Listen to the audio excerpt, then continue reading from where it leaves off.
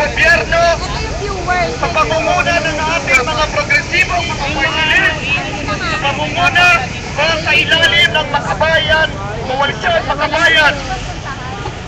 Kaya mga kasama, ang panawagan natin ay pagbabago para sa karaniwang tao. At itulad natin si Teddy Castillo para sa pagiging senador, sapagkat alam natin na siya lamang ang nagdadala, siya lamang ang magtutulak ng ating mga kahilingan sa loob ng gobyerno.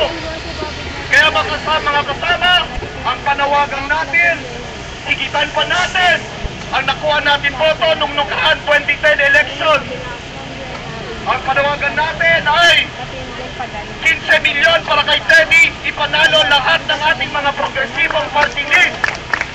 Sapagkat ang bawat boto para kay Teddy Castillo at para sa mga progresibong party list natin ay magpapakita ng ating kapangyarihan, magpapakita ng ating tatag at magpapakita ng ating determinasyon.